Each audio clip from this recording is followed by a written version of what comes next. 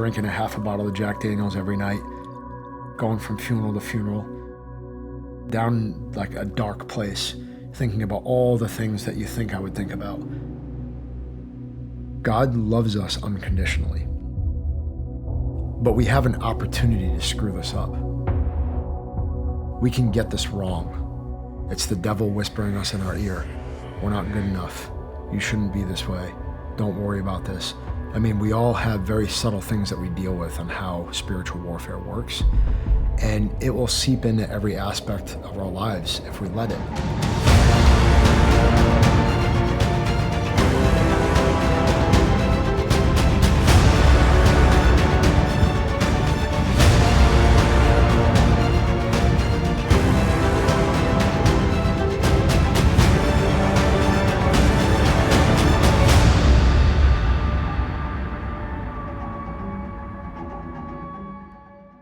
I want to start at the very beginning. Where did you grow up? So I grew up in New England. That environment definitely played a part in my life, you know, being around the water.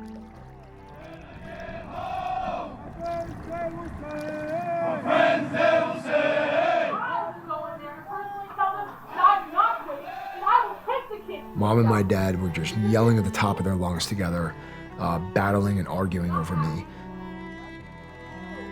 One of the hardest things I ever remember as a child is I have this person in front of me that I have no idea who they are, sitting here asking me to choose of which parent I wanted to go with, right? I'm in a courtroom in Providence. My mother's sobbing her eyes out. My dad's standing there at the end of the table. And they're like, which parent are you gonna go with here? And so like my dad was the fun guy, right? My mom had to do all the things that were tough. She had to get me to school. She had to make sure I was eating right. She had to make sure that I was getting taken care of. She was on welfare for a while. I remember her using food stamps for quite a while. My buddy John Devine, we were best friends growing up. We have childhood memories of running around the neighborhood with each other, playing paintball, playing tag, manhunt, all those things. Like that was us. And I remember one day we were walking down the road and he kind of mumbled something like, oh, there's these guys that are like the tip of the spear that are like super awesome, and my dad's friend knows them, and he knows a guy that's one of those dudes. And I was kind of like, wait a minute, what are you talking about? He's like, yeah, there's like Navy SEAL guys. What is that? I want to know more about that. I was hooked from that moment, and I think our next trip was to the library, where they had like 2 books, you know, in the library on Navy SEALs. It was like, one was like a picture book and one was like the history of Vietnam.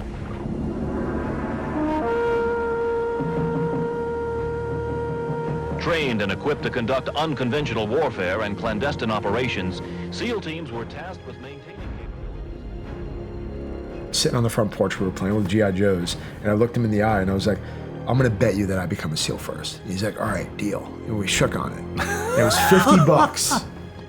That was all kind of natural to us. I mean, we would go down the end of the road and surf torture each other, you know, for hours on end. We'd go to the local pool and try to drown each other and tie each other up. When he made it, it was like, boom, we just sparked like, dude, you made it. There's 2 best friends growing up across the street from each other, and then you made it, I made it, and here we are, you know?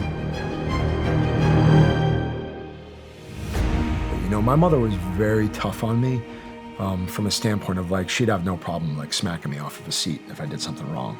Mentally, could kind of get to me like my inner core. You know, like she was the person yelling at me on the phone while I was in Buds getting ready to go to Hell Week, like motivating me, right? She had that tenacity where it's like, don't you dare think about quitting. And my troop chief looked right at me and he said, you're probably not gonna make it, you're too young. I showed up to Gold Squadron when I was 23 years old. As I was like, I wonder how many guys have got in here at 23. I went and looked at the board, and there was, I think the youngest guy was like 25 or 26. And so as we grew, we've lost guys in the midst of these battles. Not to mention we're going after bad dudes that are blowing people up and killing innocent people. Me, Eddie, and Lewis were like the 3-man team that we just had so much fun together, so effective. We lost Lewis in a house-born IED. He was like my best friend, you know? That night we were up, you know, on this structure, and I think somebody had tossed a frag in the door. And that's when the house came down. And when they pulled back, you know, Lewis was right there on the corner. People are mangled. There's dust everywhere. It was just like, I just saw this house and the structure, and now it's all in, you know, a pile of concrete. And I'm kind of like looking into their eyes, like, okay, is he all right? He looks a little banged up. He's moving. And then right after I kind of had that pause, I was like, where's Lewis? I was like, where is he? And I'm just thinking, help my buddy. Help my buddy. What can I do to help him? But, you know, when we got word back that, you know, he didn't make it, I want to say that I just went out and dropped to my knees.